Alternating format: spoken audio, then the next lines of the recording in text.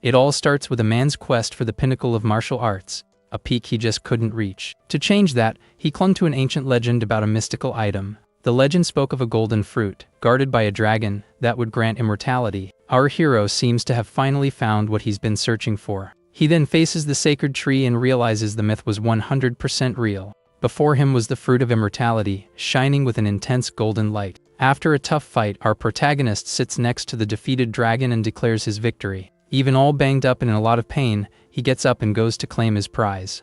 Grabbing the fruit, he believes this will allow him to continue his quest for the top of the martial arts world. Without wasting a second, the guy takes a huge bite of the golden fruit to become immortal. We find out his name was Jilfazel Dragon, the strongest man in the world. Fast forwarding decades, we see a beautiful garden in front of a massive castle. Inside the castle, a family is gathered around an old man on his deathbed. Among them is Gilliam, the eldest son of the El Dragon family, watching his father. He is Gilfaz and he says his time has simply come. Gilliam says the mansion has grown lonely, and old Gilfaz holds his son's hand.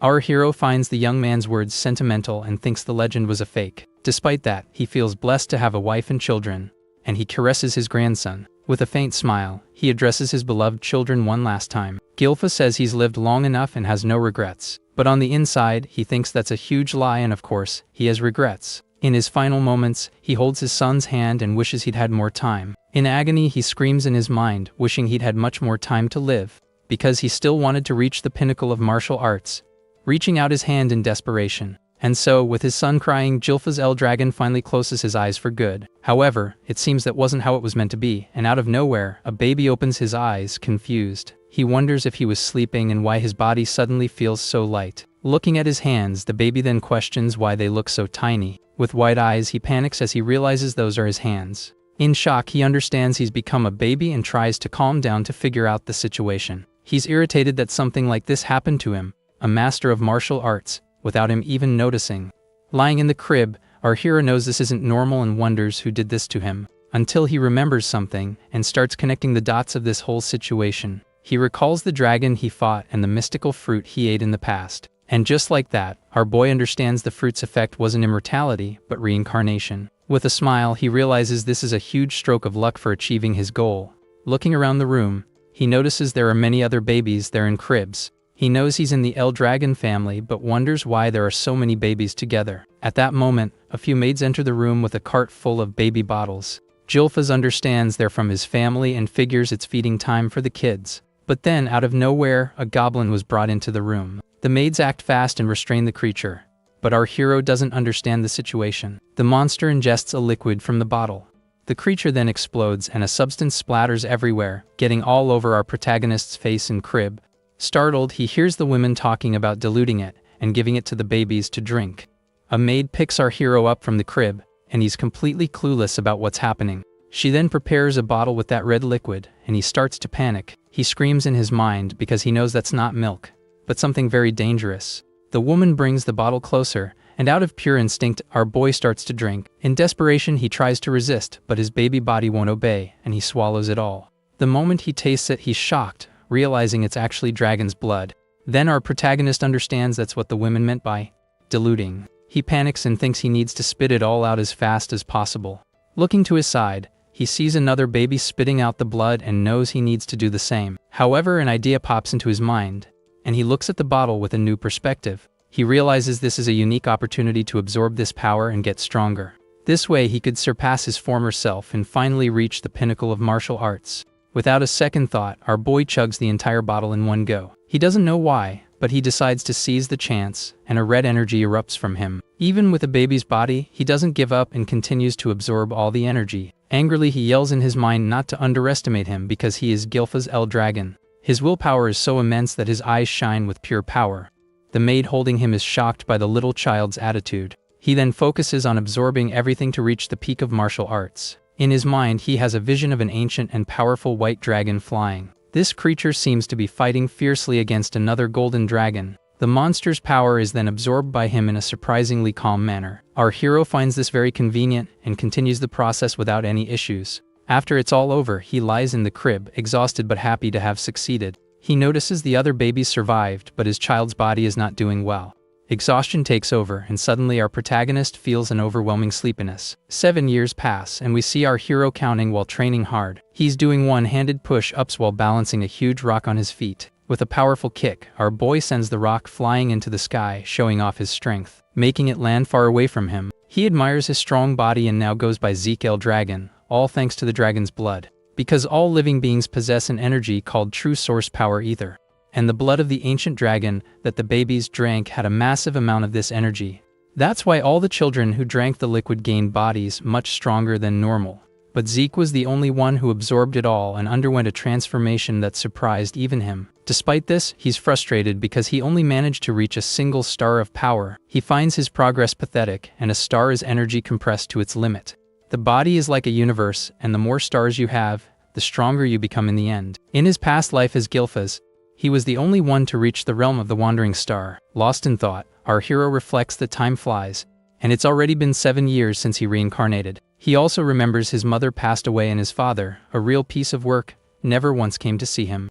What shocks him the most is that he didn't reincarnate right away, but 1,000 years into the future. He understands that the world is now a place of survival, and what he lived through was proof of that. Because feeding babies dragon's blood is a ritual called the Dragon's Judgment. Only the babies who survive the judgment can become Dragon warriors. But our hero realizes this isn't his reality, as he has no training. He then questions his maid, but she simply says she cannot answer. Zeke gets irritated because, in 7 years, no mentor has shown up, and she's his only company. He plays it off, saying that strengthening his body is more important, and he can train alone. But he still insists on getting information about the other boys and the main family. Even when he says it's just family business, her answer remains the same. Our protagonist gets furious and asks if that's all she knows how to say. The woman repeats that she cannot answer the question. He then says she's being too harsh, but she only says she takes care of his needs.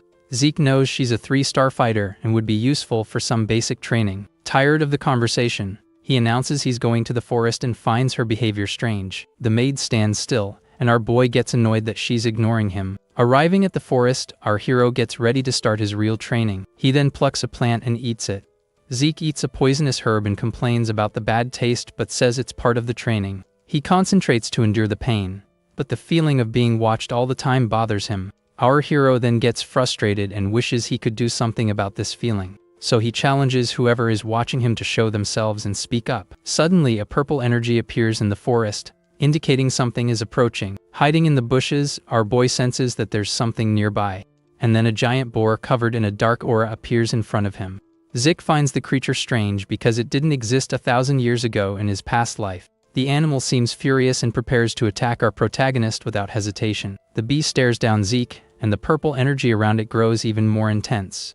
The size of the creature is impressive, but our hero doesn't seem the least bit intimidated. On the contrary, he gives a confident smirk and prepares for the fight to come. When the boar charges, our boy dodges the attack with incredible agility. He then prepares his counter-attack, and his fist begins to glow with a golden light. And with one powerful punch, Zeke lands a direct hit on the monster, causing a massive explosion. That thing's gonna come out pre-cooked. Looking at his hand, our hero is impressed with the power of his single star. He then realizes that the quality of the star matters and decides it's time for a journey. Tired of being ignored, our boy thinks about heading to the sea and starting a new life. Hidden, a mysterious man is shocked because Zeke defeated it without even noticing his presence.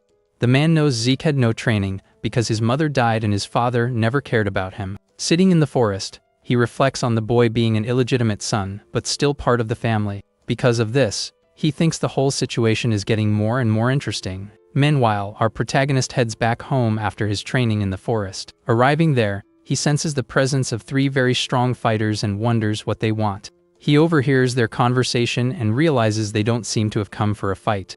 Zeke then decides to confront the men and asks what they are doing there. Upon seeing the Dragon family crest on their uniforms, he becomes even more confused.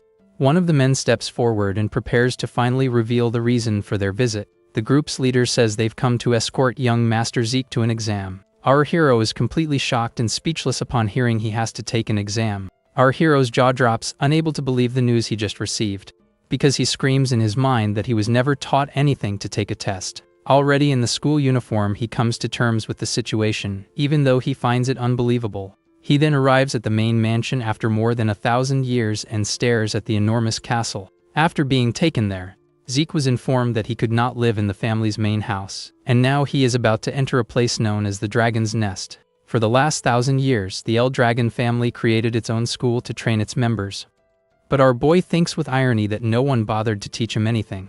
Even so, since the test was mandatory, they came to get him from way out on the frontier. Zeke despairs as it seems he's always getting into one problem after another. With nothing to do, he just accepts his fate and prepares for what's to come. Sitting on the floor, he waits for the exam to start, completely dejected and alone, until a blue-haired boy named Langus approaches and asks if he's okay. Zeke is surprised, and the boy introduces himself, saying he looked like he was in trouble. Our hero then looks at Langus with an expression of curiosity and surprise. Zeke sizes up the boy, and despite looking shy, he has a certain courage for talking to him. Langus then pokes our hero, who apologizes for staring at the boy. With a smile, our protagonist introduces himself as Zeke and thanks him for his concern. He plays it off, saying he was just a little lost about what they would do in the exam. The blue-haired boy gets a bit flustered but says the test content never changes. Zeke then reveals he knows nothing about the exam, and Langus is completely shocked. Suddenly, a voice calls Langus a weakling, and they both look back to see who it is. The two boys are surprised by the sudden arrival of the unknown boy. A boy named Retin tells Langus to go home before he ends up getting hurt. Langus stammers that he's there for the exam, but Retin doesn't seem to believe him. The boy scoffs, saying he doesn't stand a chance because his father is an Ijiryu. Hearing the insult, our hero clenches his fist tightly, showing his irritation. In the Dragon family, there is a very clear hierarchy established by the absolute monarch. The newcomers, who are the lowest class of all, are known as the Zatsuryu. And just above them are the common soldiers, who are called the Sharyu. Above them are the captains, a powerful class known to all as the Seiryu. And even higher up are the elders of the executive class, the feared Ruryu. But at the very bottom are the Ijiryu, those who failed to enter the Dragon's Nest. In other words, those who couldn't graduate are called kimitations by everyone. However, Langus wants to prove they aren't fakes, and Zeke asks why. Because he says the boy hasn't even tried. So how could he know he can't do it? Hearing this, Retin turns to our hero and asks who he thinks he is. Then our boy asks if he has a problem and why Langus can't pass. The bully yells that something like that has been decided from the very beginning. Langus then asks with a sad face if it's because he's too weak for it. But Zeke bets that his new friend is way stronger than all of them put together. Hearing this provocation, Retin's eyes go wide with pure rage. He yells, asking what our hero said and telling him not to get so cocky. However, before the fight could start, someone arrives to break it all up. An instructor shouts for everyone to pay attention because the exam is finally about to begin. The instructor announces the start of the exam and tells everyone to line up by their numbers. Retin glares at our hero and says he won't be forgetting his face anytime soon. Zeke finds his anger unnecessary, and Langus scolds him for talking like an old man. Our boy then gets annoyed and says if anyone should be mad, it's him. Because he questions Langus about the test being mandatory and the talk of it being impossible. The blue-haired boy explains that he can drop out if he doesn't have the skill. Zeke is shocked at the idea of quitting, and Langus is happy with the possibility. Our protagonist says with confidence that a powerful man like him would never give up. Tired of the dawdling, Zeke tells everyone to stop wasting time and get on with the exam. The instructor explains that the test is simple, just make a scratch on the stone to pass. He warns that they can't use weapons, but that their hands are fair game for the test. With a sinister smile, the man says that each of them will have a total of 3 attempts. Our hero finds the test surprisingly easy, and Langus is shocked by his calmness. Zeke was expecting an insane ritual like the Dragon's Judgment, but is disappointed. Looking at his card with the number 1, he thinks the test is a complete waste of time. The instructor yells to begin, and the first boy goes all out against the stone. He attacks with a wooden sword, but the weapon breaks, and he doesn't make a single scratch. Other students try various methods, but they all fail and become desperate. One of them even gets badly injured because the stone seems to reflect the damage back. Everyone is shocked to see the boy screaming in pain on the ground after his attack. The instructor notes that the first attempt failed and asks if he wants to try again. But the boy gives up and is taken away while the others watch everything unfold. The next one is called, and the line of failures keeps getting longer. Langus is terrified, and Zeke understands that this is the true level of the exam. Our hero then asks what kind of stone that is that no one can scratch. Langus explains that it's a regeneration stone that reflects damage and heals instantly. He says that to pass you need to use either, and the stone will recognize it as an attack. Zeke then realizes the test isn't about strength, but about energy control. Our boy becomes thoughtful, watching the others fail one after another. He sees that many won't pass and notices that Retin and his friends are also in line. The exam continues, and candidate number 51 is disqualified while crying in frustration. Soon after, number 203 also fails and screams in pain from the stone's power. The instructor notes another failure, and the number of failures just keeps growing. Next, number 315 is called, and Langus despairs as his turn comes up. But our boy steps forward and tells his friend not to worry about him right now. Langus then stays behind, looking on with a face full of concern for our hero. The instructor tells Zeke to choose a weapon so he can perform his test. The man's eyes widen slightly at our protagonist's confident presence. However, Zeke releases a golden aura and says with a smile that it won't be necessary. He then tells the instructor that his fists are more than enough for the task. The other students think he's going to fight with his bare hands, and that he'll break his knuckles. Langus panics, thinking his friend's arm might fly off from the impact. He regrets not trying harder to stop Zeke before it was too late. The instructor just stares at the boy and authorizes the start of the test without question.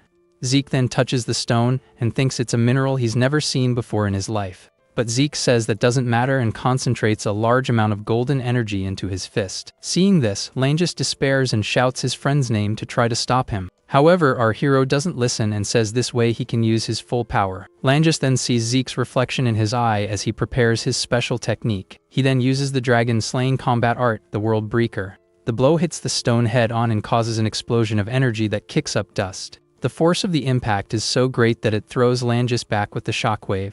The instructor, however, remains calm and observes the result of our boy's attack. With a satisfied smile, Zeke looks at the rock, which is now destroyed.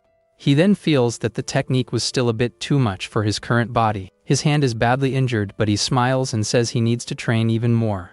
All the other students are left with their jaws on the floor, unable to believe what they witnessed. Retin, the bully, is shocked and says our protagonist actually broke it. A girl in the crowd watches everything with a smile and finds the scene interesting. And finally, Langus is paralyzed and speechless at the strength of his new friend. With a smile, our hero faces the crowd, which is screaming in shock at his power. The instructor finds it impossible, as only someone with 4 stars or more could break the stone. He then wonders what that technique was, and if Zeke is from the main family. Our boy approaches the man and calmly asks for the result of his test. The examiner announces that candidate 315 has passed. Another official then hands a potion to our hero, who doesn't understand what it is. The man just smiles and asks Zeke to get out of there in a very hurried manner. Our protagonist gets annoyed, complaining that everyone in this era is way too high-strung. Langus runs up to him and congratulates him on breaking the rock so incredibly. Zeke asks about the vial, and his friend says he wants a recovery potion. The blue-haired boy explains that it's just a common type and starts to open it. But our hero analyzes the liquid and suspects it might be a rare elixir. An elixir is a medicine made with extremely hard-to-find materials, because its ingredients heal wounds and instantly increase the power of whoever drinks it. Being so difficult to make, it rarely appears, and Zeke is about to drink one. Upon drinking the potion, our hero's hand is instantly healed by a strong green energy. He is then shocked to confirm that it was indeed a super rare elixir. Zeke asks if it's that surprising, but Langus says yes because he healed instantly. His friend finds it ridiculous that he didn't notice the potion's power, even without his energy increasing. Our protagonist then reflects that this is the wisdom of 1,000 years of evolution. Meanwhile, Retin watches Zeke, who says his goal is to be the strongest of all. The exam continues, and several other candidates manage to pass, albeit with difficulty. The test goes on, and Langus gets more and more nervous as his turn approaches. When his number is called, the boy goes to the arena, and Zeke teases him a little. Our hero says he'll be fine, but Langus asks him not to get his hopes up. Zeke is then confused, not understanding what his new friend is doing in the arena. Langus then picks up a sword and prepares for his attempt to pass the exam. With a shout, he attacks the stone with all his strength and channels his energy into the blade. However, his attempt fails, and he is thrown back, but he prepares to try again. Without giving up, the boy charges forward once more with the sword to attack the rock. But the stone's force is too much, and Langus is thrown to the ground, completely exhausted. Lying on the ground, he complains about the situation while his hand trembles in pain from the impact of the blow. Retin's friends then make fun of him, saying he's a failure just like his father. Retin turns to our hero and asks with a smile what he said. Zeke looks at him and remembers saying that Langus was stronger than all of them there. The bully then calls our boy ridiculous and says the scene is completely laughable.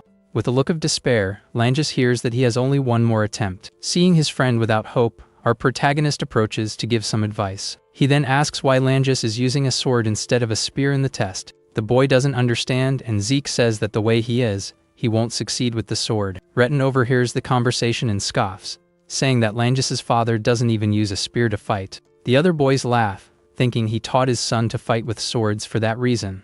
They then conclude that it doesn't matter what weapon he uses, as the result will always be the same. Zik ignores the bullies and asks the instructor if he can switch weapons mid-test. He turns to Langis and says it's okay for him to try. Our hero asks Langis if he's going to give up that easily. The boy then remembers his past and how he was always considered a failure. For a moment, he hesitates and almost gives up, but his determination returns with full force. So he stands up and says he'll try one last time, but now using a spear. Langis recalls that his father also failed to get in and was called a pseudo-dragon. Despite all the mockery, his father never gave up and raised him with much love and care.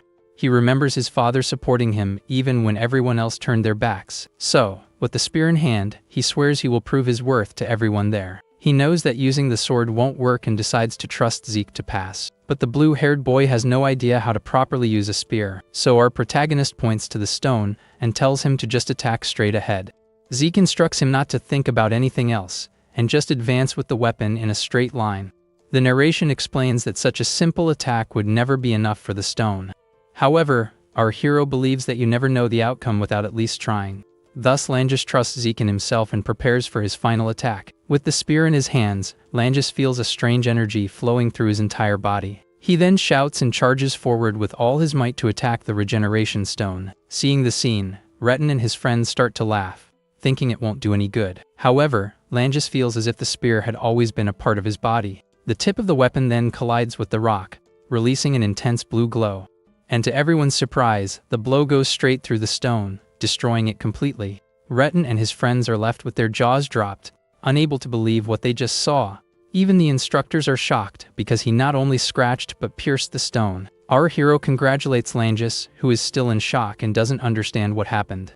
The instructor then notes on his clipboard that the boy has passed the exam. He announces that candidate 414 has passed, and Langis is speechless. Our boy puts an arm around him and says with a smile that he expected as much. It finally sinks in and Langis celebrates by hugging Zeke with great joy.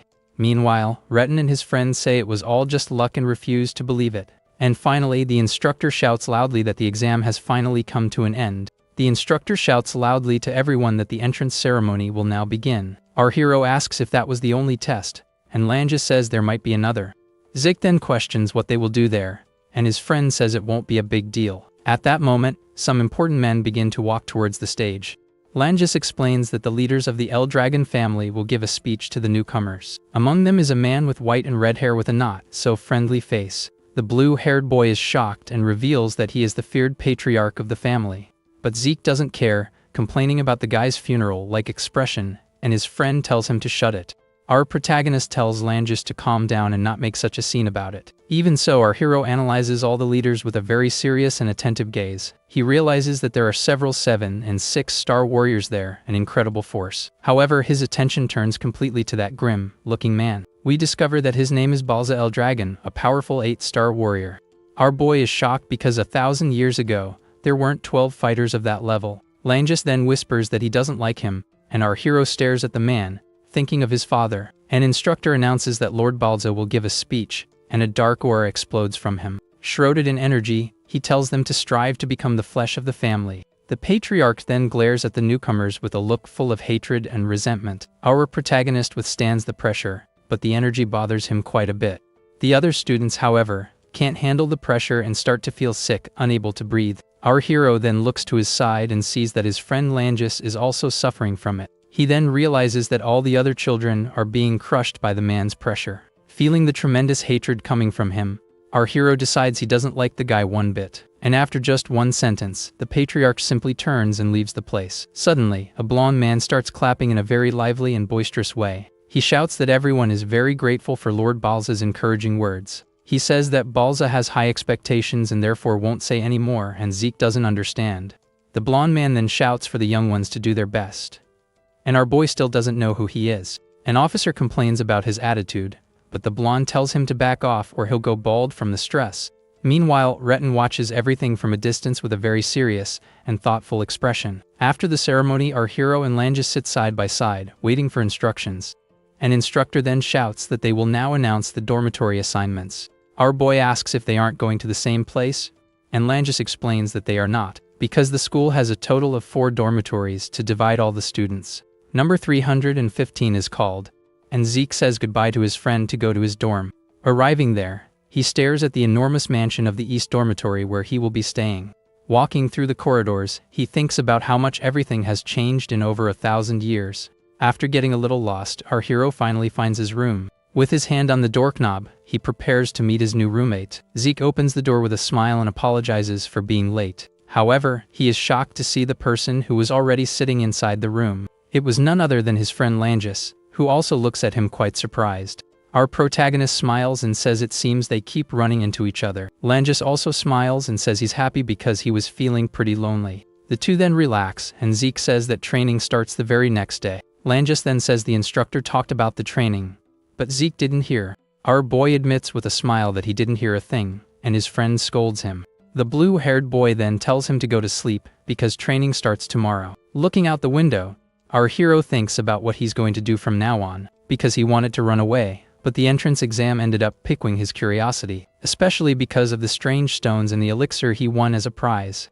That's why our boy decides that maybe staying here isn't such a bad idea after all. Fast forwarding 1 month, we see the large castle where the training takes place. An instructor yells at the students about the dragon's breath technique he taught. He demands that everyone use it perfectly as we see Langis struggling in training. A man with an eye patch watches the progress of all the new students from afar. He notes that some have already mastered the technique, especially a girl named Leica. The instructor is impressed because her power is already almost at the star level. But his attention turns to Zeke, who is training with enormous stones without effort. He doesn't understand the scene because Zeke never had a master to teach him how to fight. Thoughtfully, he remembers his old breathing method, the Golden King's breath, and he understands that the dragon's breath technique is an improved version of his. This technique is used to draw energy from the air and increase the user's power. However, our hero finds it useless because it can only be used while standing still. Unlike his, which could be used while moving but was very difficult to master. He realizes they simplified the technique for everyone and gets excited about the changes. Back to training, our boy takes a look at the girl Leica, who is trying very hard. After everything, they go to the cafeteria and Zeke devours plate after plate of food. But he notices that his friend Langis seems very down and barely touches his food. With his mouth full, he encourages him to eat to have more strength for training. Langis is amazed by his energy, but Zeke says that they are the weak ones. So our hero offers him his food, but the blue-haired boy refuses on the spot. Zeke looks around and notices that, despite everything, some students are quite strong. At that moment, Leica approaches their table and compliments our protagonist. Our boy asks who she is, and Langis chokes on his drink in surprise. Langis freaks out and whispers that she is Leica, the chief's daughter and one of the heirs. He despairs because someone like her shouldn't be talking to them. But Zeke doesn't care. Our hero then calmly reveals that he is also the chief's son, albeit illegitimate. Leica overhears the conversation and asks if he is really the leader's bastard son. She then introduces herself as one of the heirs and questions his strength. Our boy just ignores her and says he's strong because he's him, and tells her to eat. With a smile, the girl says she found him very interesting and makes a proposal.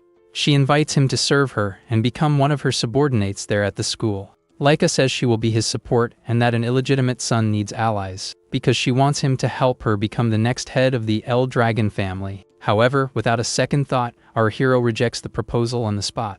Leica is shocked by the refusal and can't understand the reason for it. With a serious look, she assumes that he is also aiming for the position of head. Our boy analyzes her and notes that she is already close to the 2-star level, but he says he has no interest in that, leaving the girl completely shocked. Angered by the refusal, Leica slams her sword on the table with great force. Her weapon ends up breaking the wooden table, but our hero doesn't even flinch. He then reveals that he will serve no one and releases a great golden aura, because he declares himself the strongest of all, and his eye glows with power. The girl is shocked as she feels the pressure of our protagonist's energy.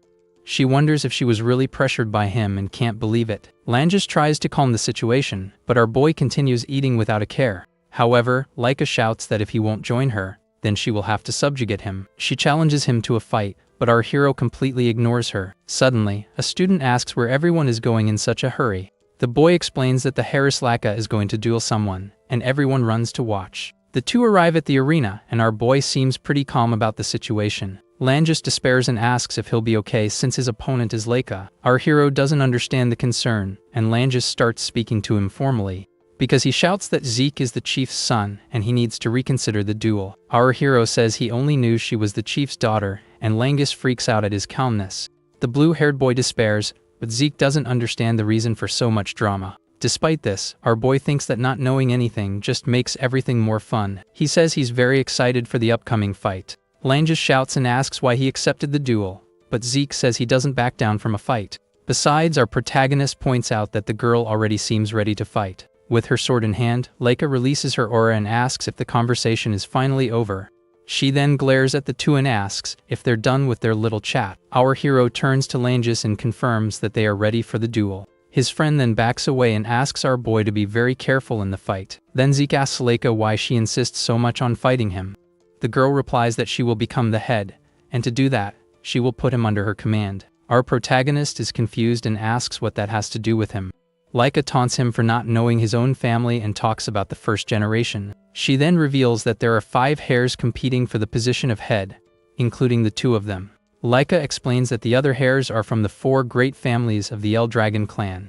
She says she needs more strength to fight against her older siblings for the position. So, as a candidate for leader, she needs to strengthen her power base now. Then the girl stomps hard on the ground, which cracks from the impact of her foot, and with a leap, she lunges at our hero and swears she will defeat him there. Her blow hits the ground with full force, but our boy had already moved from the spot. He dodges the attack with incredible agility and without any effort. The girl attacks again and shouts loudly that he won't be able to escape her. The other students are shocked by her speed, even with such a heavy sword. But our protagonist continues to dodge all the blows with great ease. Someone comments on her power control and how her attacks only accelerate. The girl gets frustrated because it seems the outcome of the fight is already decided. He continues to dodge with a smile, and she gets irritated for not landing a single blow. Langus watches everything from afar and is completely shocked by the scene of the duel. Our hero analyzes the fight and notes her martial art and her incredible speed. Leica gets irritated and shouts at our hero to focus on the fight. However, Zeke says he is focused, and a blue aura envelopes his clenched fist.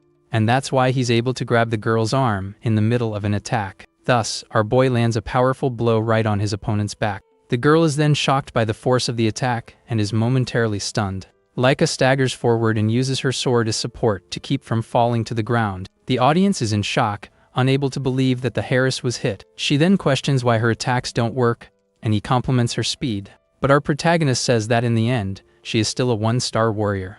The girl gets angry because he also has 1 star and shouldn't be able to keep up with her. Zeke then explains that it all comes down to observing her breathing and muscles, because with observation and experience, he can predict all her attacks. Furious with his arrogance, Leica charges forward once more to try to hit him. Our hero simply says he already warned her as the sword passes over his head, and with an acrobatic move, he dodges and counter-attacks with a precise kick to the girl. Our hero says he can see an opening in her guard, and with a powerful punch, he sends her flying, causing a cloud of dust. Zeke then braces himself, knowing that the fight isn't really over yet. The audience is in shock and wonders if the Harris Leica lost the duel. Langus praises our hero, but he says the fight isn't over yet. Leica then rises from the rubble with surprising agility. Our boy explains that she concentrated energy in her abdomen and withstood the blow. Even injured, the girl gets up and finds it all very interesting. Langus tries to help, but our boy tells him to stay away and back off, because he sensed a promise of power in her and wonders if she will reach 2 stars. A white energy explodes from her, and golden lightning covers her entire body. The audience is shocked because that is the sign of a 2-star warrior. The narration explains that 2 stars is power released in the form of an aura. Leica then thanks our hero for helping her reach this new level. And with her eyes glowing, she prepares to continue the fight with her full power. With her newfound power, Leica charges forward and shouts that our hero's chance of victory is over.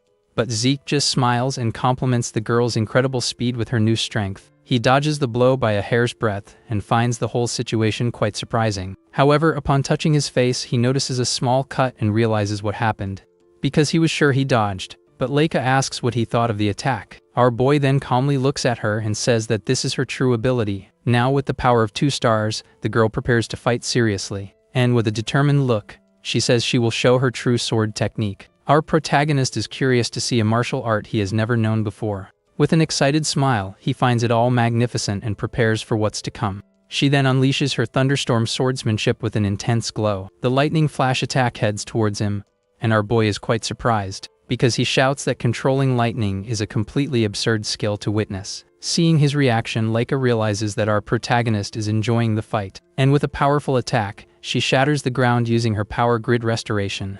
Our hero is impressed by the power and says she has changed a lot in a short time.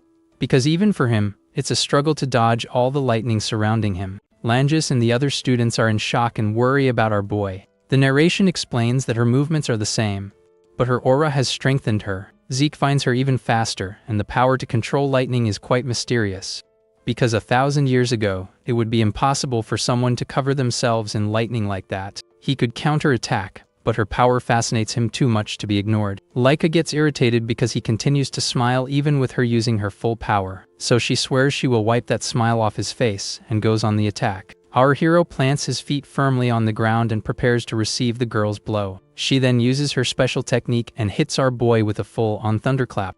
The blow sends him flying back, and he says it was like real lightning. The attack causes a gigantic explosion that destroys the entire battlefield. Langis shouts his name in despair because the explosion was very hot and powerful. But from the rubble, our hero gets up with a smile and faces his opponent. She then attacks again with her powerful lightning flash without hesitation. Even injured, our hero withstands the blow and remains standing with difficulty. Seeing this, Langis runs and asks Leica to stop, but she says Zeke is still standing, because she shouts loudly that stopping the fight now would be a great insult to him. The boy then turns and asks our hero to give up and surrender at once. Leica offers him the chance to surrender and serve her, but Zeke just remains silent. She understands his pride and prepares to end the fight with everything she has. With her sword in hand, the girl decides to use all her strength in one final blow. She then uses her first secret technique, the powerful heavenly thunder. A beam of golden energy rushes towards our protagonist. The blow hits him head-on, and our hero is engulfed by the explosion of lightning. Seeing the scene, Langis shouts his friend's name in pure despair and fear. After everything, our boy falls to the ground, looking completely defeated. The girl's sword is stuck in the ground as she observes the result. Finally, Leica turns and calmly declares that the fight is finally over. In the midst of the lightning explosion, Leica stares at what happened, completely shocked. She then turns back and asks why that happened, because our hero gets up covered in lightning and asks if this is lightning energy. He then looks at her calmly and says she asked why this situation happened. With a shout, our boy says that he himself has no idea what happened. He says he took the hit to study it, and suddenly he was able to use her power. While being attacked, our hero used his Dragon King's Breath technique. Then her lightning energy reacted with the Dragon King's Breath technique. Thus, the lightning began to gather in him, and suddenly he could control it. He doesn't understand the principle, but Leica says he has a peculiar constitution. The girl even speculates that it might be because of his unique lineage. Our boy just says he learned a good lesson about the power of ether. But the most important thing is that now he holds the lightning energy in his hand, and thanks to her he also managed to reach the 2-star level. With his eyes glowing, he says their fight isn't really over yet. With a determined look, our hero faces his opponent and prepares to fight. He then says with a smile that their fight isn't really over yet. A yellow energy explodes and Leica attacks, but the blow passes right through him. Our protagonist feels the lightning energy flowing through his entire body, because the power stimulates his muscles and nerves, making him even faster. With his body covered in lightning, he says he needs to get used to it a bit. Langis can barely keep up with the fight and wonders if it's just him. Now the girl's blows no longer hit, and our hero dodges with ease. Leica gets irritated and asks if he's mocking her with that, but our boy says no and that he sees her as a real threat. And with a powerful attack, he lands a punch right in the middle of her sword. The girl is thrown back, but our hero continues to advance towards her. After stretching a bit, he says he's going to create a new special technique. Leica is confused, and our boy says it will be a special form of attack. A student in the audience is shocked, because he didn't know you could invent techniques. Our hero faces Leica and prepares for his new special attack. He then uses the special form of his dragon-slaying combat art. And with his thunder roar, he hits the girl with an explosion of lightning. The blow brings her to her knees, and the fight seems to have come to an end. From the stands, Langis watches the scene and says the match has been decided. Our hero then approaches and says the battle was very fun. Fallen on the ground, Leica can't believe she was defeated by him in the duel. With a determined look, the girl slowly begins to get up, because she thinks she needs to become the next heir of the family. And for that, she can't lose, because she has to defeat her siblings. But Zeke praises her and says she is very strong and that he learned a lot. Our boy says that it was a very significant moment for him. With a smile, he says it would be very boring to end it all there. He then invites her to fight again, and Leica looks at him, blushing. Our hero extends his hand and asks Laika to fight him again. With a smile, our hero says he's already looking forward to the next chance. Laika then accepts his hand and admits she was completely defeated. A few hours later, we see a dark place full of strange creatures. Suddenly, a man appears and faces the army of monsters before him. The creatures scream and charge at the mysterious man with all their might. And then we find out that it was Balza, the powerful leader of the family. With an intimidating gaze, the image of a dragon appears behind his back. He unsheathes his sword and prepares for battle against the monsters. With a single blow of his Genesis technique, he destroys all the creatures. Soon after, he leads an army of soldiers into that place. And with just one more attack, Balza destroys everything in his path. A soldier then approaches and says he has a report for Lord Balza. The young man informs him that Lady Laika has reached the 2-star level. Balza hears the news but doesn't seem to care much about his daughter's achievement. The soldier insists and says she could reach 5 stars, but Balza ignores him. Balza says talent is irrelevant and tells the soldier to go away with his nonsense. However, the officer continues and reveals that Lady Laika was actually defeated. Hearing this, Balza turns and asks if she fought against the older students. But the soldier says no, and that Lord Zeke, a boy of the same age, defeated her. The patriarch then repeats Zeke's name, thoughtful about the news he received. He then remembers the boy's mother, and that she had a certain knack for battle. However, he finds it strange because she was already gone when Zeke was born, so who taught him? The officer explains that the boy was not taught and defeated Laika on his own. The man then asks Balza if it isn't too early for something like this to happen, because it's only been a month since they started training, and most don't even have 1 star yet.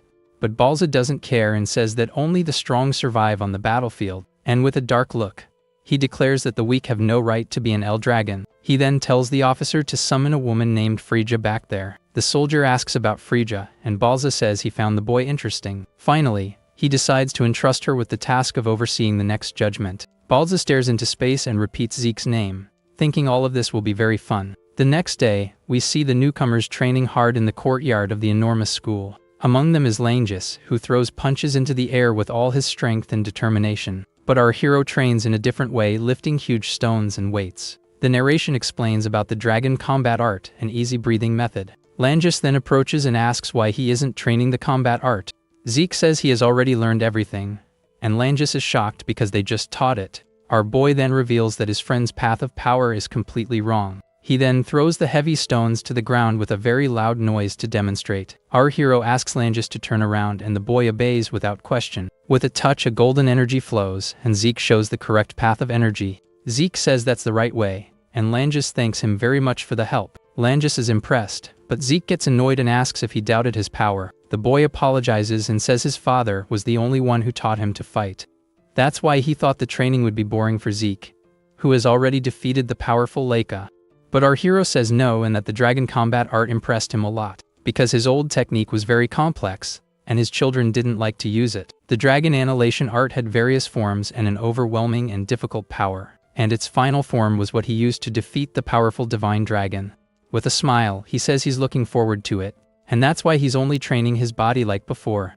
Zeke then says that the speed of learning varies from person to person. Seeing the chance, Langis calls our hero, who turns to hear what he wants. The boy then asks with great emotion for Zeke to train him as he just did. Our protagonist is a bit surprised by the request, but Langis continues. With a shout, he says he wants to get stronger, and Zeke agrees without any problem. Langis is shocked, and our hero says he seems worth teaching. Zeke then says he doesn't lie, and Langis is overjoyed with the chance he's been given. Suddenly, a girl approaches and also asks to be trained by him. Langis is shocked to see Laika, who glares at him and asks if there's a problem. She explains that he defeated her and used lightning better than she did, and that's why she admires him. Laika complains that our hero ruined her reputation, but he seems to be thinking, because she says she wants to get stronger to defeat her siblings and even our boy. Our protagonist then becomes thoughtful and analyzes the girl's request. She thinks he won't accept because it would be strange to train an enemy. Langis also thinks that because he is a successor it would be very complicated, but our hero doesn't care and worries if her body is okay after the fight. Laika then reveals that she used a recovery potion, and that there's no problem. He thinks the potion is a miracle, and Langis whispers that it wasn't a common potion, because his friend says the girl must have used a much more powerful potion. She then gets annoyed and says that without the potion, she would have been bedridden for a month. The girl then asks if he will really train her and about his time. With a smile, our hero says he would never refuse a young person with ambition. The two are startled and remember that he is also young and the same age. Zeke then asks if she's sure, since he was the one who defeated her in the fight. But the girl says it doesn't matter, and she will do whatever it takes to become the strongest. Zeke then asks why she is so obsessed with becoming the head of the family. She reveals that if she doesn't become the head, she will have to have an arranged political marriage. Our hero is completely shocked and can't believe those words. Laika then explains that the El Dragon lineage is very important to everyone. Langis is frightened and says that just thinking about it all makes him feel quite sick. Our boy then becomes enraged and swears he will destroy all these customs. Suddenly, an instructor shouts for everyone to pay attention because someone has arrived. The trio is startled and thinks it was a terrible time for an interruption. A red-haired woman then approaches and stops right in front of them. The instructor shouts that a new instructor will be joining them from today. The woman then gets close to Laika and says she seems to be Lady Laika. The girl is shocked by the woman's presence and wonders who she is. Laika then bows in respect, and the woman compliments the girl's reflexes. She also says that the quality of her aura is not bad at all for her age. Our hero is shocked because he didn't feel her presence and wonders who she is. The instructors praise the woman's speed and are impressed with her. We find out her name is Freja, a member of the Black Dragon Troop. She then turns to our hero and asks if he is young Master Zeke. Freja questions if he isn't surprised, and our boy says he's not. However, he looks at her with a smile and says she has an intriguing technique. Our hero then praises the technique, and she understands why the chief is interested. He realizes that her martial art is even more interesting than her stealth, because the flow of her energy is all concentrated in her lower body. That's why she can walk without making a sound even while wearing high heels. Our boy then gets excited because he has never seen a martial art like that before. Freja prepares herself and says she will be their instructor from now on. The students are shocked because Freja of the Wind is right in front of them. The instructor shouts that she is a 6-star powerhouse and for everyone to learn from her. Everyone wonders why she is there and if she will really teach them. With a smile, she confirms that she will, leaving everyone even more excited. The other students are very excited about the news of having a new instructor. However, Freja says she will only teach them if they can pass her test. All the boys are then shocked because they weren't expecting a test out of nowhere. With a smile, she explains that they just have to survive a month on Poison Dragon Mountain. Langis panics, but our hero finds the name of that place quite nostalgic. The narration then explains that the mountain is a region full of poisonous creatures, because even a simple touch of a plant can be fatal for an ordinary person. Our boy remembers training there, but thinks it's too early for the children. Freja warns that if the crystal breaks or is lost, they fail instantly. A student asks what happens if they fail, and she says they will be expelled if they survive. She then explains that the poison can be controlled with the dragon's breath. Laika then interrupts her and says that there are many dangerous monsters there. With a cold look, Freja just tells them to defeat the monsters or they will starve. The students despair because they don't know if their combat art can handle the creatures. But the woman says they have 5 days to train and choose a weapon for the test. With a smile, she says that if they know how to fight, survival will be easy. But if they don't master the weapon in 5 days, she's not responsible for what comes next. A boy then asks if she will help if things get dangerous there. She laughs and says that El Dragon is a place where only the strong survive in the end. All the students are terrified by the new instructor's harsh words. Our hero then reflects that this place is very different from what he knew. Freja then tells everyone to stop dawdling and go get the weapon manuals.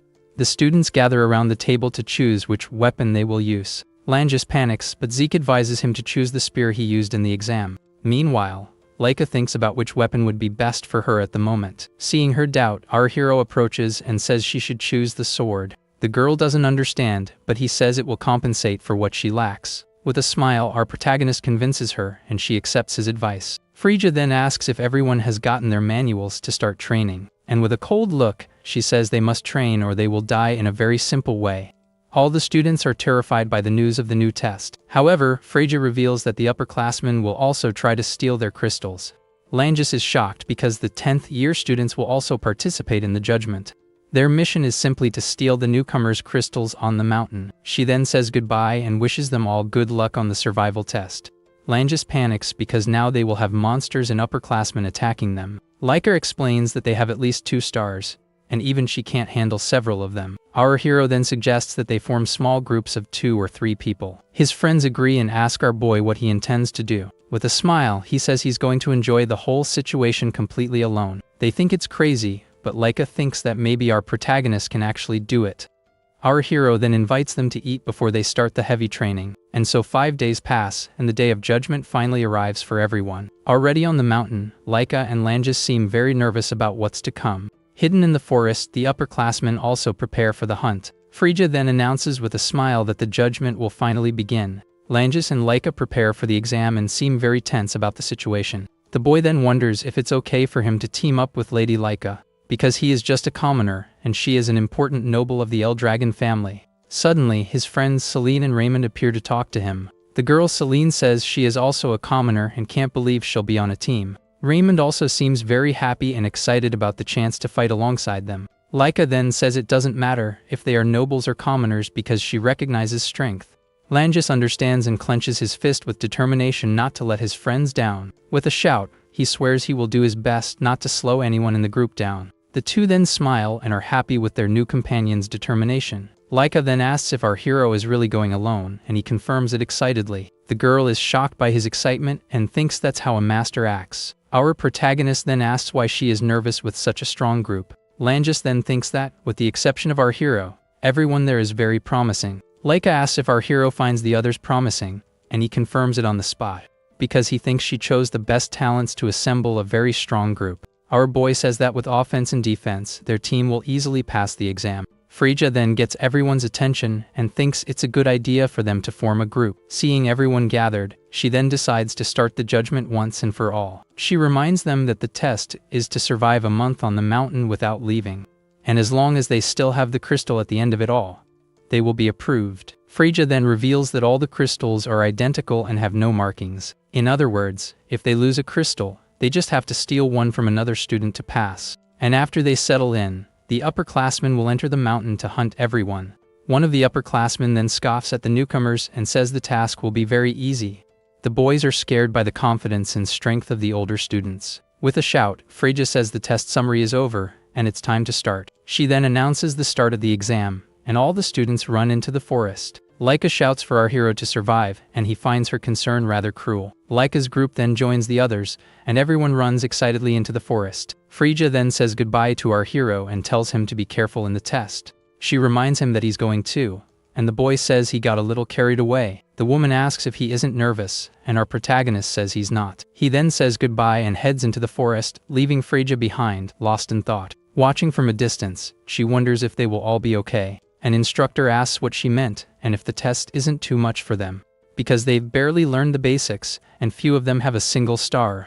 He then wonders how many of them will actually survive it all. But Frigga says the monsters are weak and that they are in groups. The man then agrees and says she is right about the whole situation.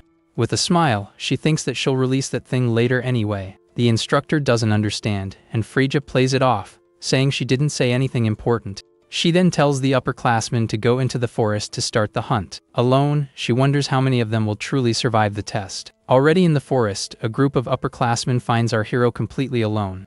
One of them scoffs at the situation and wonders if the boy is stupid for being there. With a malicious smile, a girl prepares to shoot an arrow at him. The arrow flies straight towards him, but our protagonist doesn't even move. He then catches the arrow with his hand and stops the attack without any effort. With an excited smile, our hero shouts that he was waiting for them.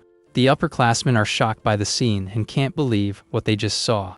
They panic upon realizing that our boy caught the arrow. Our protagonist then challenges them to play a little with him in the forest. Meanwhile, Laika encourages Langes and compliments him for training with Zeke before. The group decides to head back to base as it's getting late and dangerous. Night falls, and the forest becomes even darker and full of dangers. The group then encounters some poisonous frogs and prepares to fight. Arriving at the base, they notice strange movement and become alert. And to everyone's surprise, Retin was there, and Laika questions him on the spot. Suddenly Retin steps on a twig and accidentally reveals his presence. The others are startled by the noise, but Laika doesn't seem surprised by it. With a smile, Retin says they finally found him hiding there. Celine then recognizes him as an upperclassman and asks if he came to steal the crystal. The boy confirms it and says he didn't expect this to be Lady Laika's base. The girl then tells him to leave, because he can't beat them alone there. But Retin reveals that he never said he was alone, and 3 more upperclassmen appear. Laika's group finds themselves surrounded and now has to fight against 4 upperclassmen. Their leader then scoffs and says it will be difficult for her to fight with 3 dead weights. With his sword in hand, he prepares to attack the group of newcomers. And with a shout, He tells the girl to just let them win quietly. Laika then charges forward with her sword covered in lightning and attacks the upperclassmen. With her eyes glowing, she prepares to use all her power in the fight. The girl then shouts for everyone to hold on because she needs some time. And with a shout, she asks them to protect the crystal until she gets back. Langus then tries to hold off the upperclassman's attack with all his might, but the power difference is too great, and he is thrown far away by the blow. Desperate, he remembers a conversation he had with our hero before. The boy had asked how he could defeat a much stronger enemy. Our protagonist then answered for him to simply give up the fight, because without any stars, it would be impossible to defeat a 3 or 4-star enemy. But he said that against 1 or 2-star enemies, it wasn't impossible. And since the upperclassmen had at most 2 stars, there was still a chance. Our hero then says the way to win is to exploit an opening in their guard. The boy lights up with the hope of being able to win despite being weaker. Zeke explains that even without stars, he can turn the tables if he finds an opening. Langus then asks how he could find this opening in the enemy, and with a smile, our hero says he needs to endure and endure, because he has to keep enduring until the opponent shows a weakness. Langus despairs, but our protagonist says he can't create openings. Zeke then says he needs to endure because if he doesn't, he will never beat someone stronger. Langus then seems to understand what he needs to do to win. Unless it's a special case like Laika, he can withstand a 2-star opponent. Even so, our hero thinks his friend is still very insecure as always, because he says that believing in oneself is crucial to getting stronger. Our protagonist then decides to give one last piece of advice to his friend, and with a smile, he tells Langus not to think about things that are too complicated, because he just needs to wait patiently for an opening in the enemy's defense. And as soon as the opening appears, he just needs to advance with his spear in a straight line. Our boy says that this is the path for him to defeat a superior opponent. Back to the fight, the upperclassman gets annoyed with the boy's stubbornness and charges to attack. Langus then remembers that he is weaker and therefore has to wait for a chance. With a determined look, he prepares to withstand the upperclassman's attacks. The boy then dodges a blow and prepares for the perfect counter-attack. With a leap, the upperclassman charges, but Langus was already ready to receive him. With a determined look, Langus prepares to use all his power. A blue energy explodes from him, and he finally finds the opening he needed. With a precise blow, he hits the upperclassman head-on and sends him flying. The boy then falls to the ground, unable to believe he was defeated by a newcomer. Langus is out of breath but happy to have won the fight on his own. On the other side of the battle, a blue energy shines on the chest of one of the upperclassmen. Laika then realizes the fight is already over and her friends have won too. The upperclassman can't believe it, as he also has 2 stars and doesn't understand the difference. With a powerful blow, the girl defeats him and shows her superior strength. She then realizes that learning to fight with the axe made her stronger. With a cold look, Laika says they were unlucky to cross her path. The upperclassman is startled by the pressure of the girl's aura and is left speechless. With a final blow, she defeats him and ends the fight once and for all. The girl then gets rid of the upperclassman and runs to see how her friends are doing. She then asks if everyone is okay, and the scene shows all the upperclassmen down. Langus is all flushed and happy with the praise from his leader, Laika. With a shout, he celebrates the victory, and his friends are happy for him. They congratulate him, and the boy thanks them, overjoyed with the group's victory. Laika then says that with this, they have all earned their first stars. She then wonders how our hero is doing all alone in the forest. Elsewhere, some upperclassmen run in desperation and great fear. One of them shouts to stay away and not to get close under any circumstances. He then wonders what kind of monster is hunting them. The scene then reveals it was our hero who defeated them all by himself. The upperclassmen scream for help and try to flee from our protagonist. They panic and wonder what's wrong with that boy. Our hero taunts them and asks if there's anyone else. He then lets out a loud laugh and seems to be having a lot of fun. The upperclassmen scream that he's insane and don't understand why they are being hunted. One of them wonders why the newcomers are hunting the upperclassmen in the test. One of the upperclassmen ends up falling, and our hero says he's tired of playing. With a malicious smile, he extends his hand and invites him to a real fight. The boy then panics at our protagonist's terrifying gaze. With tears in his eyes, he screams in fear and tries to run away as fast as he can. Our hero then complains because everyone was so excited to fight at the beginning. He then realizes he is being watched and prepares for whatever comes next. With a smile, he says that if that's the case, he will continue playing. Hidden in the bushes, one of the instructors watches the scene, quite shocked. He doesn't understand what is happening and how a newcomer can do this. The man is impressed because our hero sensed his presence in the forest. He then decides he needs to report what he just witnessed. Back at the camp, he presents himself to Frigga and begins his report. The instructor says that 30% of the newcomers have already been eliminated from the test. Frigga then asks about the performance of the upperclassmen in the hunt for the newcomers. The man gets flustered and doesn't know how to explain the situation to the instructor. With a shout, he reveals that, to put it simply, the upperclassmen are running away. Frigga is shocked because there shouldn't be such strong monsters on the mountain. The instructor then says that our hero is hunting all the older students, and that even though they tried to fight at the beginning, they are all running from him now. The man gets worked up and says it's unprecedented for a newcomer to hunt the upperclassmen in the test. One of the instructors agrees and says our hero is a complete anomaly, because he has surpassed the realm of a genius and is now practically a monster.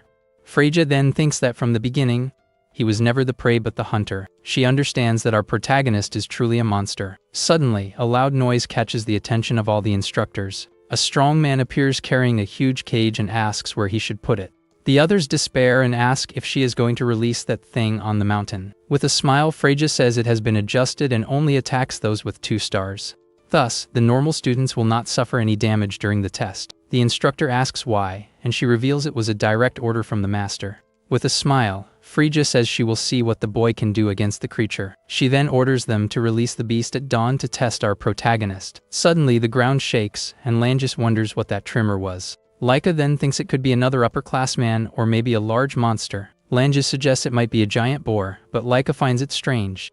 The tremor gets stronger, and the group starts running for cover. They then realize it's not a tremor but something coming towards them. With a shout, Laika tells everyone to get away as a tree is falling. The group manages to dodge just in time and prepares for whatever it is. Celine is frightened, and Laika gets up to face the new threat. The boys also get ready and are shocked by what they see. And to everyone's surprise, a giant stone golem appears in front of them. Far away, our hero complains that no one is a match for him, and the instructors have disappeared. Suddenly, a large explosion catches our protagonist's attention. He senses a strange presence and comes face to face with a 3-star monster. Our hero then thinks that this creature didn't exist 1,000 years ago in his past. Sitting on a defeated monster, he thinks the instructors should have dealt with this. But he suspects that Frigga is ignoring the threat on purpose for some reason. However, our boy smiles because this is perfect for him to have a little fun. So, without wasting time, he runs towards the 3-star monster, very excited. Meanwhile, Celine shouts and charges with her sword to attack the giant stone golem. The girl's blow hits the monster head on but doesn't cause a single scratch on the creature. She is shocked by the golem's resistance, and her friend Raymond prepares to attack. The boy then charges with his shield and tries a different blow to injure the monster. But his attack also fails, and he gets frustrated with his lack of power. Seeing the scene, Laika uses her lightning flash and attacks the golem with her lightning. The blow finally damages the monster's shell, and she understands how to fight against it. The girl then realizes that this is an enemy for a 2-star warrior. Langis asks what they should do, and Laika prepares to take the lead. And with courage, she tells everyone to run while she distracts the monster alone.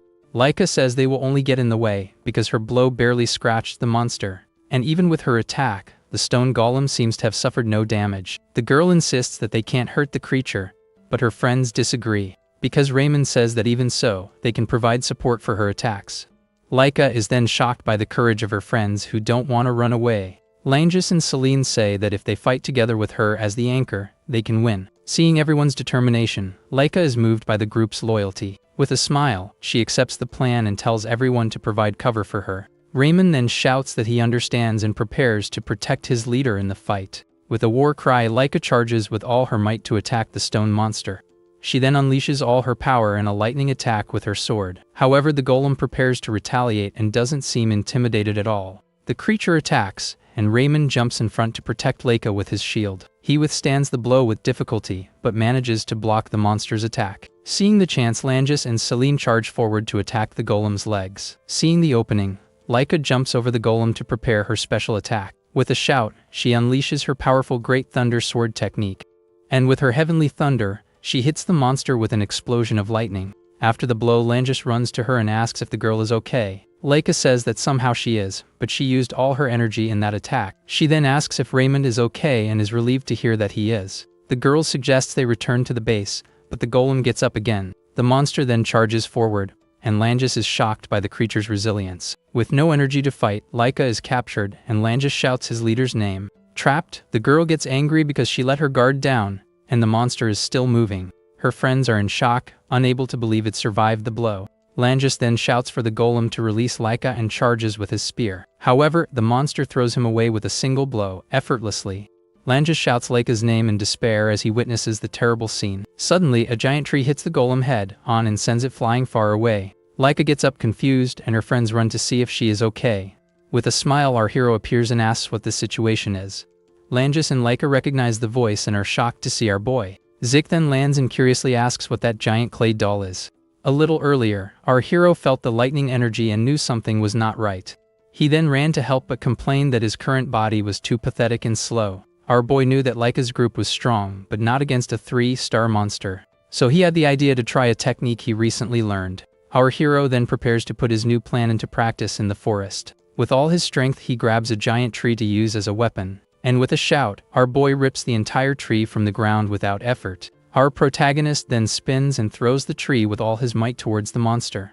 He then feels good and thinks he did the right thing by learning the new technique for his body. The art of throwing was basic, but with him, it became a weapon of mass destruction. Our hero then thinks that the technique was perfect for him in his current life, because 1,000 years ago as Gilfas, he never needed long-range attacks. After remembering the past, he goes back to running to help his friends. Langus and Laika then look up and shout Zeke's name, very surprised. With a smile, our hero waves and asks if they were doing well. Langus tries to warn him about the golem, but our boy is just curious about the creature. The monster then recovers and charges straight towards our protagonist. Seeing the scene, the group shouts for Zeke to be careful of the golem's attack. But our hero stops the monster's punch with one hand and finds it quite hard. He then says it would be boring to win in a normal way and charges into the fight. Langus and Laika are astonished that he finds the whole situation quite boring. The golem then raises its arms and prepares to smash our hero into the ground.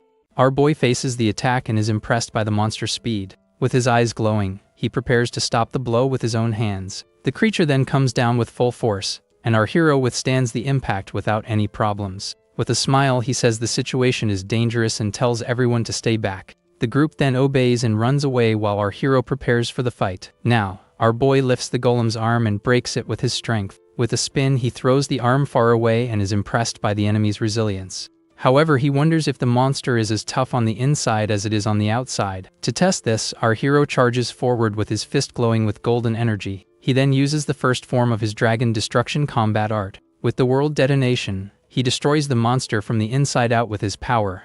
With a satisfied smile, our protagonist celebrates because his technique worked. After that, our hero finds the whole situation very amusing, and time passes. A month later, at the main residence of the El Dragon family, something happens. Our boy then appears with a not-so-good look on his face and wonders why he was summoned. The 1-month exam ended without any problems after the attack of the 3-star golem. His class was reduced by 70%, but those who remained became stronger.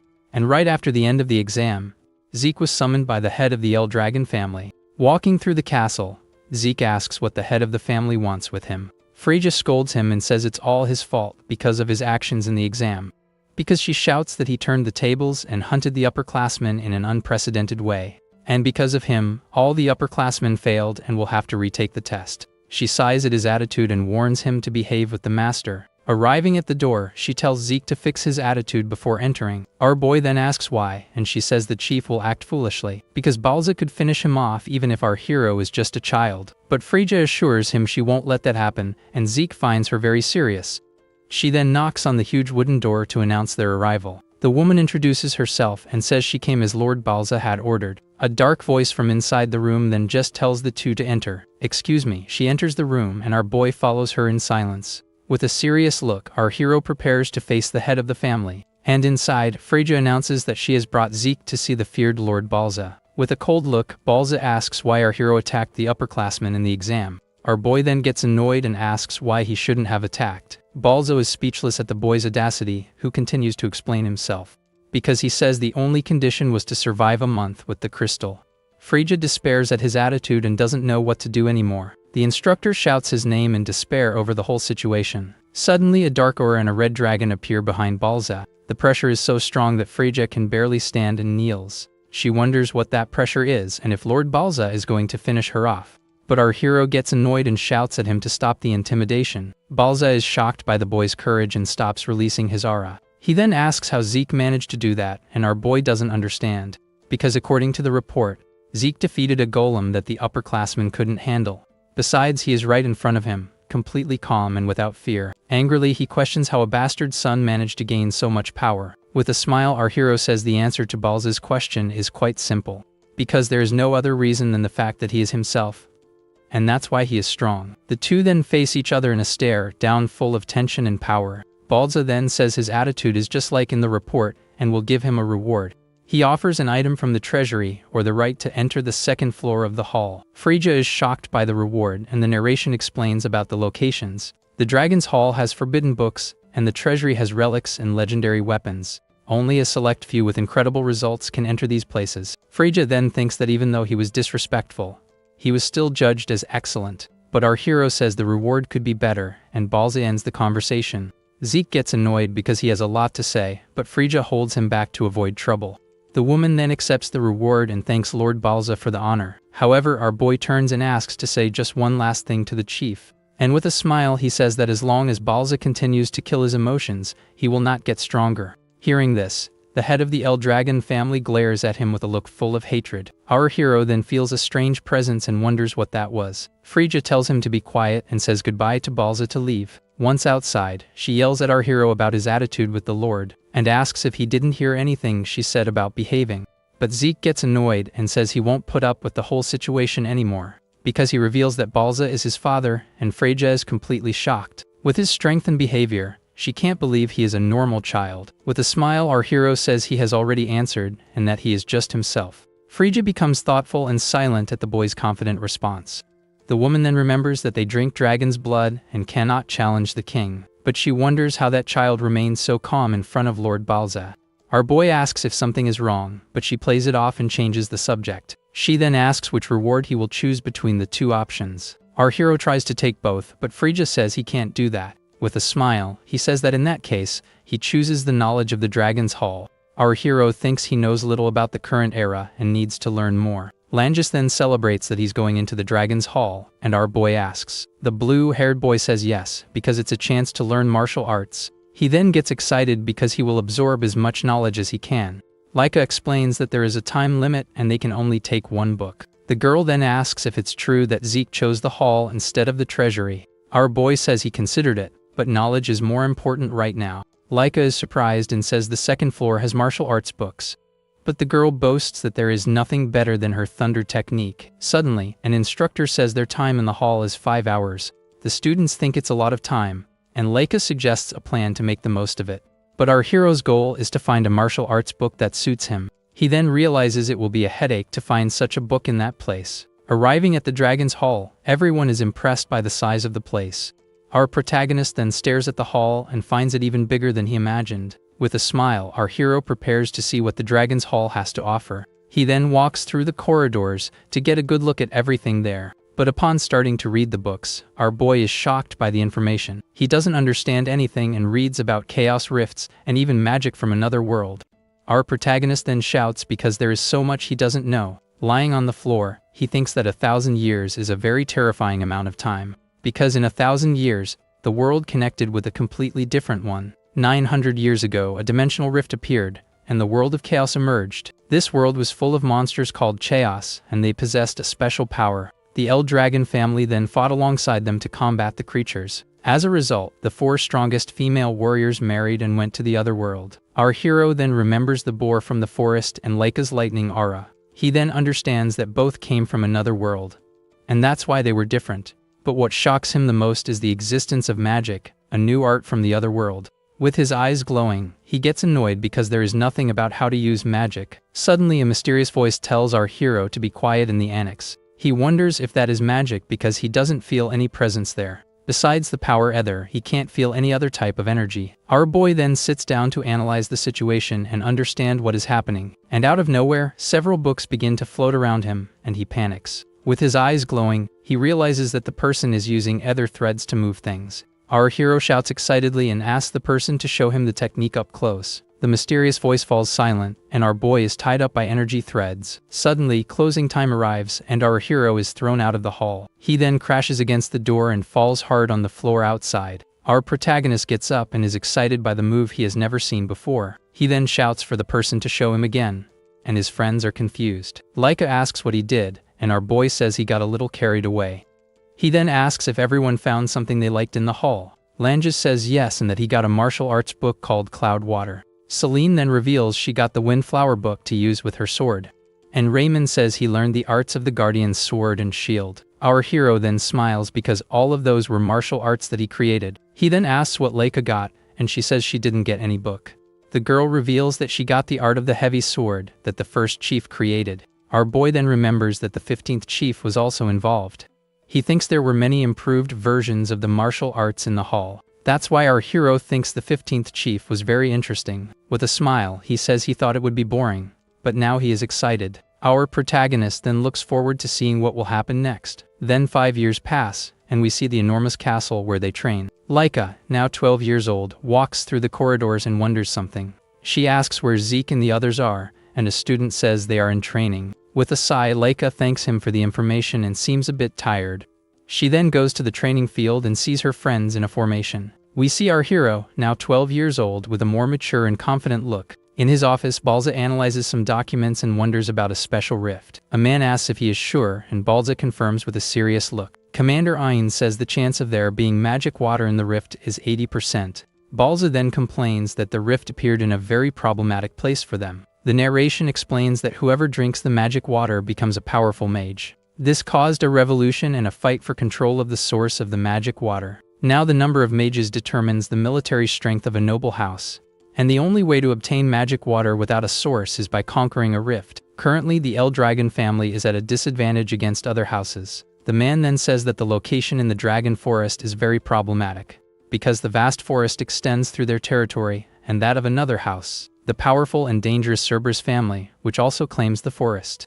The commander then reveals that the rift is in El Dragon territory, but there's a problem, because the special domain generated by the rift could extend into enemy territory. The commander then warns that the Cerberus family could invade at any moment. Therefore, they need to prepare for a fight for control of the special rift. Balza then decides they will move before the enemies notice anything. He orders all dragon nests to be informed that a selection exam will be held. Leica then observes the training and says our hero really pushes himself hard. Our protagonist then smiles confidently as he trains with his friends. The three attack at the same time with their sword, shield, and spear techniques. With his eyes glowing, our boy prepares to defend himself from the attacks. He then defends against all the blows with mastery and without any effort.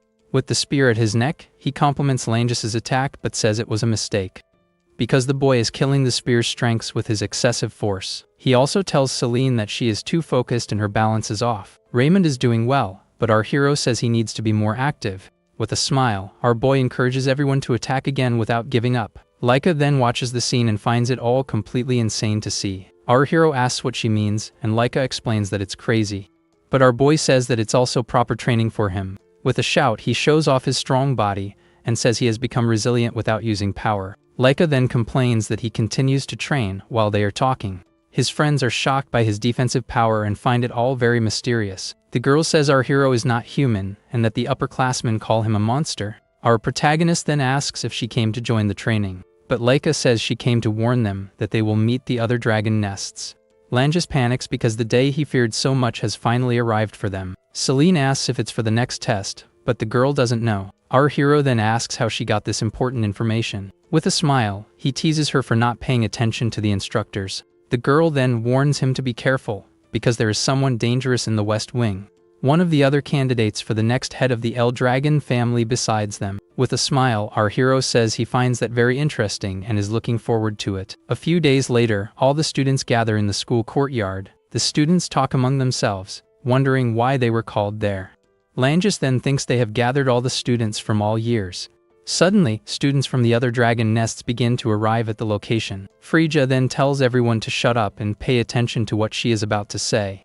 All the students fall silent and wait for the instructor's announcement. With a serious look, she says that in 3 days, they will fight against the other nests. Our hero smiles excitedly at the news, but his friends become very tense. The woman then repeats that in 3 days, they will fight against the other students. The upperclassmen are confused because this only happens in the graduation exam. Frigga then reveals that the winners will receive a special mission. Our boy gets excited at the idea of a mission that requires fighting for it. The woman explains that it will be a tournament with 7 representatives from each nest.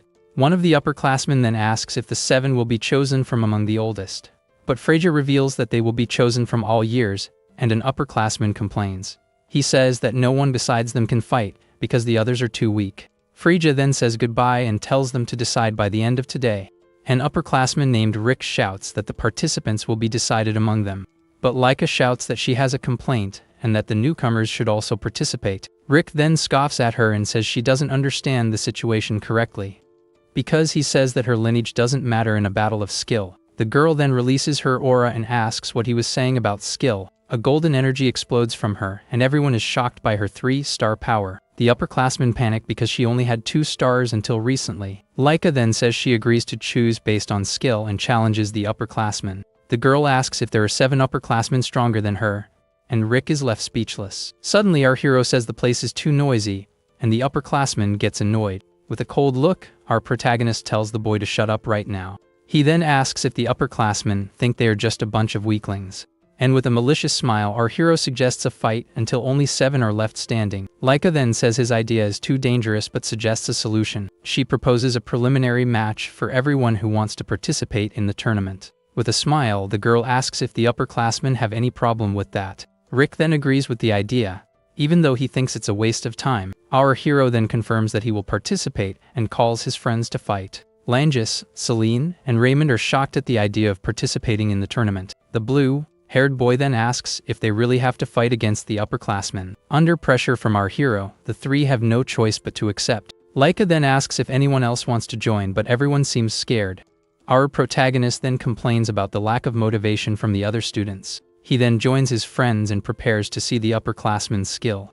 Rick and the other upperclassmen also prepare for the fight with a look of disdain. One of them complains about the newcomers but thinks they don't stand a chance of winning. The other upperclassmen ask them to take it easy since they are just 2-star newcomers. Langis then gets worried, and our boy asks what's wrong with his friend. Our hero then remembers that his friends trained hard with him for the last 5 years. And that's why he says they need to believe in themselves more for the fight. His friends then nod in agreement and seem very determined for the battle. One of the upperclassmen gets annoyed and shouts for them to stop dawdling and just fight. From a distance, other students watch the scene and wonder what is happening. Langis then defeats an upperclassman and wonders if the older students are weak. With a smile, our hero says they did very well in the battle, because Langis's technique and his vision for finding openings have improved a lot. Celine has also mastered the windflower sword style with mastery, and Raymond has gotten much better at tactics, switching between his shield and his sword. Our boy then observes the fruits of their training and hopes they gain confidence. Meanwhile, Laika also shows that she has become much stronger with her power. The other upperclassmen watch the scene and can't believe what they are witnessing, and with one blow, the girl defeats a female upperclassman and finishes her part of the fight. Rick then despairs and shouts that it's impossible for 3 stars to lose to 2 stars. Zeke looks at Rick and calls him naive for still spouting such nonsense, because he says that age and the number of stars don't matter in a fight. Our boy then explains that all of that is just a simple indicator of power. Rick gets furious and shouts that the number of stars is power, but Zeke doesn't understand. With his eyes glowing, our hero asks if he wouldn't kick the bucket if his heart were crushed. He then tells the upperclassmen not to look away from the true nature of strength. But Rick shouts that he won't go easy anymore and will fight with everything he has. Our protagonist gets tired of the conversation and calls him to the fight once and for all. With a smile, he says he really wants to see the upperclassmen's martial art and training. Rick then gets annoyed by the provocation and prepares to attack with great anger. The upperclassman charges with his great force fist technique and shouts at our hero. However, our boy dodges and lands a punch right on the upperclassman's face. The blow sends the boy flying, and our hero celebrates with a shout of victory. With a smile, he compliments him and says the upperclassman trained very well for the fight. Laika then observes and says he defeated him before he even saw his training. Meanwhile, in the West Annex training ground, several students are lying on the floor. A gray-haired boy holds a dagger and sighs at the scene of defeat. And we find out that he is Veneer, one of the candidates for the next head of the family. One of his men calls him, and the scene shows Veneer sitting on a defeated student. His confident Alan approaches and says the selection process is complete. Among those chosen is none other than Retin, now 12 years old. Veneer then notes that even though he is younger, Retin is already a 3-star warrior. With a smile, he says he likes capable people and makes a proposal to the boy. Retin then thanks him for the chance and is very happy with Veneer's recognition, because he believes that with Lord Veneer there is no way the West Annex can lose. He then thinks that if he gets good results in the upcoming special mission, Lord Veneer will become the next head of the El Dragon family for sure, and with that, he will become a direct subordinate of the family head himself. Suddenly, Alan interrupts him and says he has something to bring to Veneer's attention. Alan then whispers that Lady Leica will participate in the East Annex selection. Hearing this, Veneer gets annoyed and complains that that pest always gets in his way. But he gets up and says it doesn't matter how skilled she is because they will win. His group then gets ready, and he continues, saying they will win the special mission, because with his weapon in hand, he wants to show his older siblings his worth. And with a malicious smile, Veneer declares that the position of head of the family will be his.